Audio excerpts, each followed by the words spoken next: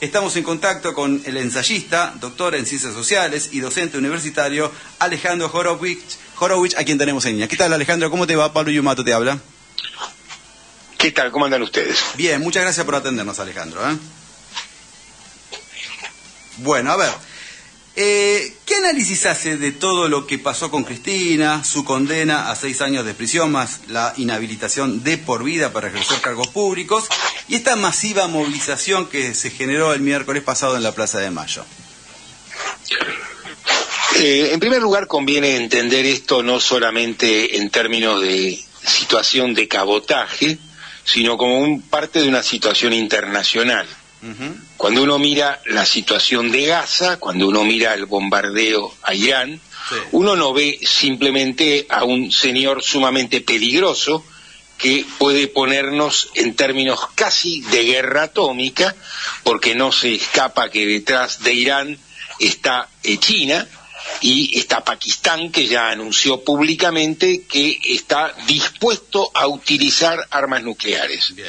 Este es el primer punto que nos hace saber de qué clase de legalidad internacional tenemos. Pero por si esto fuera poco, el presidente de los Estados Unidos, que desde 1994 los Estados Unidos tienen un acuerdo con el NAFTA, esto es con Canadá y México, ha planteado prácticamente que ese acuerdo dejaba de ser vigente y planteó aranceles que subió, puso, sacó, recorrió, en fin, una especie de situación donde nunca termina de quedar claro qué sucede, mientras propone el cambio de nombre del Golfo de México y no permite que los que protestan contra su gobierno, hubo 2.000 marchas simultáneas en los Estados Unidos, puedan hacerlo, y al mismo tiempo mandó marines a California, a Los Ángeles. De modo que estamos muy en claro que la situación internacional de lo que se entiende por legal es una disputa política. No queda, cuando este gobierno subió el protocolo antipiquetes de Patricia Bullrich, nos hacía saber qué piensan de las movilizaciones y qué piensan del derecho político de los demás. Esta condena estaba inscripta en el comienzo mismo del tratamiento judicial, porque esto no es una discusión sobre si Cristina es inocente o si es culpable. Obvio, esta es una discusión sobre si ellos pueden o no meterla presa. En consecuencia, lo que aquí se está discutiendo es esto y no otra cosa. Y conviene entender que si bien es cierto que hubo una movilización importante, no parece ser que esta movilización sea parte de una campaña por liberarla, ni mucho menos. A diferencia del 17 de octubre, que no fue a acompañar a Perón a Martín García, sino que sacó a Perón de Martín García y transformó un preso político en un candidato presidencial. Entonces, es cierto que una movilización, es cierto que hubo mucha gente, pero el punto sigue siendo cuál es la política que permite cambiar esto. Cuando uno dice que la política que permite esto, cambiarlo, son votar cada 2 años, se está confundiendo más que un poquito. Y cuando uno plantea que el problema es la unidad, conviene recordar que el gobierno de Alberto Fernández fue la unidad, es decir, la inmovilidad perfecta. Aquí lo que falta es una política que no sea simplemente vamos a votar la semana que viene. Sí, totalmente. A ver, con esto, en realidad ya me está contestando a la pregunta que le estoy por hacer, que tiene que ver con, yo quería plantear, claro, esta idea de, ¿usted cree que el peronismo con esto empieza a movilizarse, empieza a despertarse? Porque quería un poco hacer la comparación con este concepto de John William Cook, que decía que el peronismo es un gigante invertebrado y miope, y yo quería preguntarle, este gigante que hasta ahora venía dormido, que sigue siendo invertebrado y miope, bueno, en principio, ¿se está empezando a despertar? ¿Cree que esto puede ser así o no? ¿O simplemente fue, bueno, una situación de solidaridad con Cristina y no mucho más que eso? La movilización nos permite ver que hay gente que está dispuesta. Bien. Lo que no queda tan claro es si hay una política para tal cosa y si hay dirigentes para esa política. Hay algo que nos permite de nuevo entender. Cuando uno mira la intercambiabilidad de estos dirigentes, se entiende. para que esto no suene a proclama hueca y vacía. En el 2015, para enfrentar a Macri, el candidato fue Daniel Scioli. Daniel Scioli es funcionario de este gobierno. Sí. En el 2015, para enfrentar a Macri y que Macri ganara por poco, el que apoyó a Macri en el 2015 fue Sergio Massa, que fue el candidato contra Milei. Es decir, que estos pibes se parecen entre sí como jugadores de un metegol y pueden ser cambiados de lugar del mismo modo, está muy claro. Y esto nos hace saber la sociedad argentina cuando en la ciudad de Buenos Aires el 47% no vota. Es decir, la mayoría no le cree absolutamente nada a nadie. Bien. Y este es el estado de la cuestión. Y este estado no se modifica discursivamente, se modifica con otra práctica política. Y esa práctica política brilla por su ausencia. Totalmente. En los nombres que mencionó se olvidó de Alberto, que también fue... No me lo olvidé. Simplemente ni lo quiso nombrar. Está agregando... a ver, Alberto era el armador de Massa. Claro, es verdad. Bien. Y de Randazzo en su momento, ¿te acuerdas? Cristina. Y de Randazzo, ¿cómo? Y de Randazzo en su momento también. ¿Cómo no? Claro. Sí, el progresista Randazzo, claro, me había olvidado. Exacto. Sí. Bueno, nada, a ver, el tema es que se está especulando con la idea de la supuesta unidad, en donde si estos personajes, o diferentes, porque no creo que sean los mismos, aparecen otra vez, es complicado, porque ahora se junta Massa, se puede juntar, póngale Axel... De hecho, en la marcha estuvieron Massa, estuvo Kicillof, estuvo Máximo, estuvo Moreno. Acá hay una idea, sí. Acá hay una idea peligrosa, y es creer que si uno junta a estos muchachos, junta los votos de estos muchachos. Y esto es una simplificación de vendedores de humo que trabajan de especialistas y asesores políticos. Esta es la primera cuestión. No juntar las cabezas no es lo mismo que juntar los votos. Segundo, juntar los votos, vamos a suponer que lo lograran. ¿Para qué política? Obvio, no, ¿Para qué programa político? ¿Para hacer qué? Entonces, cuando uno está en el fondo del pozo, los tranvías que permiten ir en cualquier dirección son buenos, pero eso no es un programa político. Y eso simplemente lo único que permite hacer es construir instrumentos de emergencia, pero tampoco es un programa político.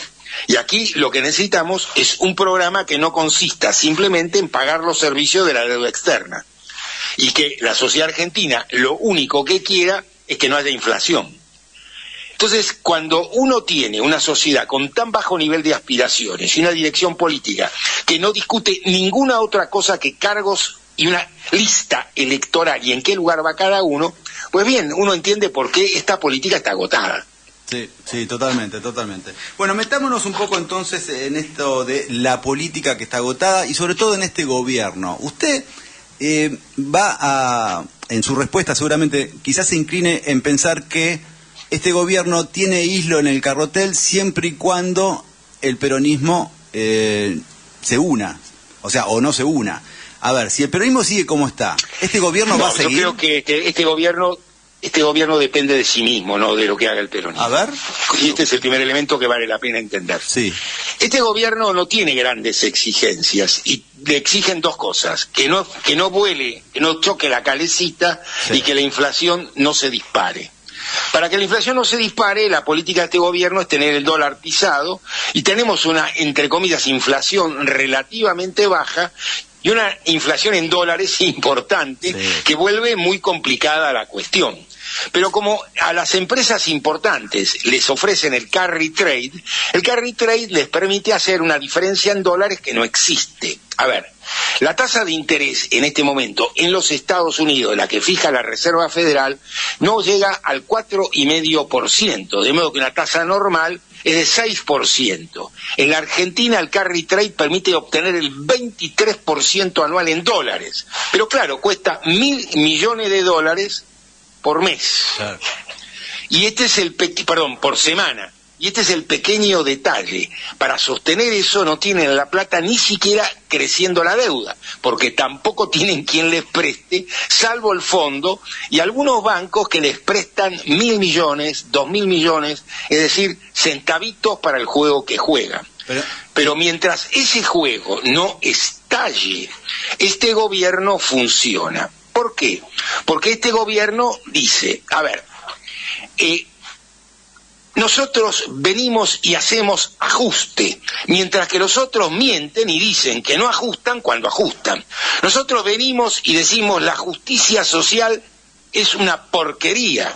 Y cuando el gobierno anterior terminó, la cantidad de pobres que había nos hace saber que yo puedo pensar que la justicia social gran cosa no es. Cuando nos contaron con el doctor Alfonsín que con la democracia se cura, se educa, no se cura, no se educa, no se come. Pues bien, frente a los pescaditos de colores de los demás, frente a las palabras huecas del discurso público, Milei dice la verdad. Bien, pero este famoso y esto conviene no equivocarse. Sí, pero el carry trade, la falta de dólares, y por más que se endeuda todo va a seguir igual, en algún momento puede llegar a explotar. De hecho, Cristina lo dijo. Eso es lo que va. Eso es una profecía que se va a cumplir. Bueno. Porque esto ya sucedió. A ver, esto no es más que la repetición de lo mismo que viene sucediendo entre 1975 y la fecha. Exacto. Bueno, ¿qué va a pasar después? Eso es lo que la gente hoy está... Lo mismo que pasó siempre. Va a venir otro para tratar de hacer otro parche que vuelve... A ver, lo que no vemos en la sociedad argentina es ningún programa que de verdad se proponga hacer ninguna otra cosa. Lo que vemos es gente que cree que si cambia el discurso, cambia la cuestión. Está bien. Y mientras la discusión se maneje en ese terreno, el problema no es Milei, porque Milei es lo más probable es que se vaya al cuerno, claro. Pero el espacio de Milei no se va al cuerno. Macri ganó por muy poquito, Milei ya ganó cómodo. Sí. Y si fíjese, con candidatos de tan bajo nivel, el espacio crece igual. Y crece igual porque el descreimiento en este orden político es absolutamente mayoritario. No es para nada optimista con la posibilidad de unión del peronismo, ¿no? Sobre todo con un Máximo... Para nada. La unión del peronismo fue Alberto Fernández. Sí, está bien. Pero se supone que... Quiero creer al menos, por lo menos eso es lo que dicen, es que ahora... Perdón, ¿te escuchaste bien? Dijiste quiero creer. Sí, claro. El secreto de toda esta cuestión es el quiero creer. Claro. O sea, no hay un programa establecido donde se estipule, bueno, esto lo vamos claro, a ver, para que vos puedas creer, para que vos puedas creer, tenés que tener un buen motivo. Y cuando el único motivo que tenés para querer creer es no ser simplemente un descreído, y es un motivo que se gasta rápido. Bien. A ver, lo quiero llevar a la cuestión más puntual. Quiero que me diga qué le parece ciertos personajes que están apareciendo hoy en política. Se está haciendo más conocido, por lo menos mucha gente le está conociendo la voz a Máximo Kirchner, que evidentemente quiere heredar no sé qué de su madre y de su padre. ¿Cómo lo ve usted? Vos dijiste muy claro, quiere heredar. Sí. La política no es hereditaria. Bien. Bueno, terminamos ahí con él. Vamos a otro. Y mira, lo que tiene es portación de apellido. Digo, ¿cuál es la cosa que Máximo Kirchner ha realizado? Absolutamente nada. Digo, bien. Entonces, no es que tenemos un enorme material para evaluarlo. Bien, pero a mí me preocupa porque, bueno, usted puede tener algunas críticas con Cristina, pero algo bien hizo en algún momento y muchos la consideramos como la líder del peronismo. Pero más allá de eso, digo... Pero minuto. ¿Por qué ella el problema no es que piensa... Espera, detenete ahí. A ver. Vos hablás de Cristina. Cuando hablábamos de Perón como el líder del peronismo, lo que decíamos era un balance compartido por la mayoría de la sociedad argentina. Es cierto. Acá no importa si vos y yo creemos que es buena o si vos y yo creemos que es mala. Bien. La sociedad argentina no cree que es buena. Tiene una imagen negativa que nos hace saber qué es lo que piensa la sociedad argentina. Uno puede explicar esto de 1500 maneras. Este es otro punto. Pero la sociedad argentina no cree semejante cosa. Bien. Y usted tampoco cree que, o sea, a mí me cuesta creer que Cristina, a ver, yo la considero muy inteligente a Cristina, insista con la idea de que su hijo debe manejar, no sé, el peronismo, la oposición, ahora que ella está, está en prisión domiciliaria, entonces como que quiere trasladarle a él las negociaciones con Kicillof, por ejemplo, para unir el peronismo. No entiendo por qué hace esto ella. ¿Usted tiene alguna interpretación acerca de esto? No, yo no tengo interpretación y no creo que esto sea interpretable. A ver, lo que un dirigente hace es lo que hace, y está a la vista, y los motivos de él, yo psicoanalista no soy y no me dedico a esto. Lo que yo entiendo claramente es, ella intenta darle una legitimidad pública a alguien que no dispone de semejante legitimidad. Perfecto. Es todo lo que puedo decir. Está clarísimo, pero está clarísimo. Una cosa que le digo a usted y otra cosa que le digo yo. Así que obviamente vale la pena escucharlo en relación a este tema. Okay. Otro punto que a mí me interesa mucho. ¿Cómo lo ve a Kicillof hoy? ¿Cree que lo que está haciendo está bien? La está remando muchísimo en la provincia de Buenos Aires y tiene frente por todos lados, afuera y adentro, interno ni hablar. ¿Cómo ve esta situación de él? Kicillof es como dos cosas al mismo tiempo. Por un lado es un personaje, es uno de los pocos hombres y mujeres de la política a los cuales lo pueden dar vuelta y no se le cae una moneda que no sea propia. Bien. Y nadie puede discutir de si Kicillof se compró o no se compró, nada. Es honesto, ¿va? Y esto, sí, y es dramático que esto tenga que ser una cuestión política. Sí. Quiero decir, en 1970 nadie discutía de que Onganía era honesto o no era honesto. Era un problema político Onganía, no que era un deshonesto. La política costaba dinero, no daba dinero. Este es el punto uno. El segundo es, Kicillof es la expresión del peronismo de la provincia de Buenos Aires, de la Liga de los Intendentes. Y esto ya no es exactamente muy maravilloso. Porque lo último que tiene que hacer la Liga es garantizar que siguen siendo intendentes. Sí. Y para garantizar que siguen siendo intendentes pueden estar con Kicillof, contra Kicillof, con Cristina, contra Cristina claro. Y con el que venga. Entonces, el problema de Kicillof no es Kicillof, es la expresión política que Kicillof termina sintetizando en la provincia de Buenos Aires. Y eso es el peronismo clásico. Sí, totalmente. ¿Cree que, a ver, una de las preguntas o una de las ideas que suelen surgir ahora últimamente es, el peronismo dividido pierde y el peronismo unido quizás también pierda las elecciones? Con lo cual, la postura es, tenemos que ampliar un frente, tenemos que armar un frente mucho más amplio, quiero decir.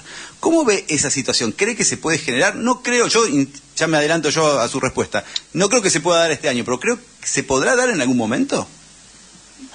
Mire, yo tengo mis serias dudas de que eso sirva para mucho. Cuando el 47% no vota, claro. ¿En qué está la mayoría? Está muy claro. Sí. No es que la mayoría sigue a otros.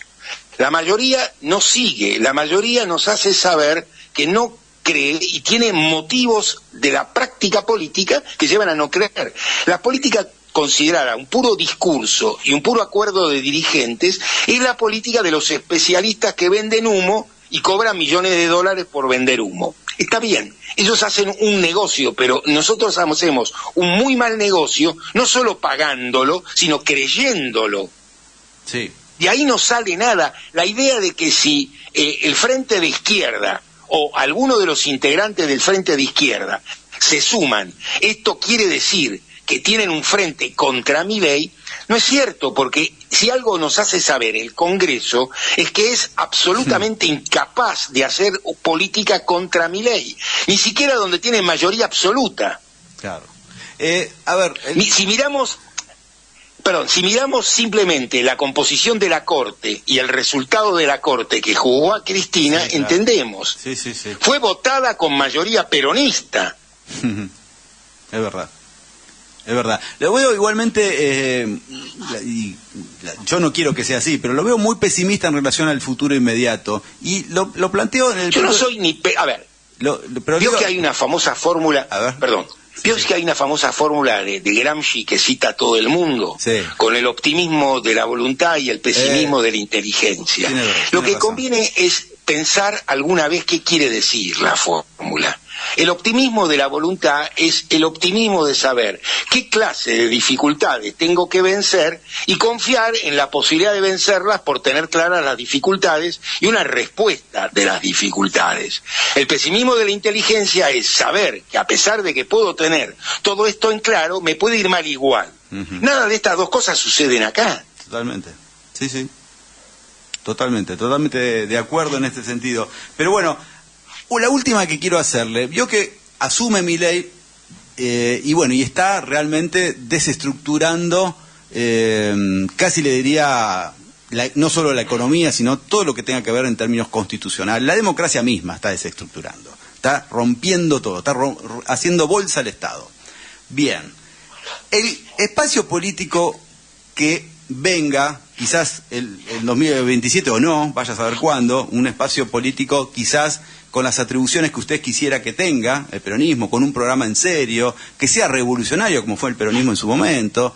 Digo, ¿va a tener que romper todo de vuelta y armar todo otra vez? Porque no queda alternativa, porque quizás no deje sin país a este muchacho. Mira, yo tengo para mí una hipótesis levemente distinta. A ver, economía son dos cosas, es tiempo y es escala. Tiempo es quien hace más rápido y más barato, y escala es para cuántos. El secreto de la política argentina es que no tiene ni tiempo ni escala. Es decir, o nosotros somos capaces de formar parte de una política más grande, esto es sudamericana, bien, y en lugar de dar gestos vacíos, hacemos una política concreta y real en esa dirección. Porque fíjate, si de repente el Banco Central de Sudamérica tuviera las reservas que tiene Brasil en este momento, tiene 360.000 millones de dólares. Wow. Entonces vos no tendrías el problema de la paridad cambiaria. Claro. Y si vos tenés las posibilidades de negociar el Mercosur con la Unión Europea, no tenés las necesidades exclusivas de China. Y si vos podés negociar con China en otros términos, vos podrías hacer una política sudamericana de otra escala y calidad. Totalmente. Yo temo que la política barrial a la que estamos condenados, organizada tal como está organizada, no es mucho más que más de lo mismo. Totalmente. O sea, la salida es por arriba, dice usted. Hay que hacer algo a lo grande. Así es. Totalmente. Bueno, mira, Alemania y Francia podrían haber repetido la batalla del Ruhr, claro, por Alsacia y Lorena, sí, desde 1870 hasta la semana pasada. El general de Gaulle y Konrad Adenauer encontraron una solución superior. Alsacia y Lorena no es ni francesa ni alemana, es europea, claro, y existe Europa. Sí, sí, totalmente. Me quedo con este último concepto, me parece que por ahí es la salida, no queda mucha alternativa. No debe ser fácil, ¿no? Porque no ponemos de acuerdo acá, imagínense ponerse de acuerdo con otros países, pero bueno, me parece que por ahí viene la posible respuesta a todas nuestras angustias, ¿no? Como lo que queremos un país mejor, un país próspero, una patria grande, podríamos decir también, que parece cada vez que estás más lejos. Así que bueno, Alejandro, yo le agradezco mucho. Queremos una patria. Ni grande, claro. Algo. Si alguna no vendría mal. Algo, ¿no? Exacto. Alejandro, millones de gracias por esta charla. No, gracias a ustedes. Abrazo grande, que esté muy bien. Bueno, ustedes lo escucharon, era Alejandro Horowitz, él es ensayista, doctor en ciencias sociales, docente universitario, escribió Los Cuatro Peronismos, muchos libros muy interesantes que recomiendo, por supuesto, así que bueno, estuvo aquí en la excepción a la regla.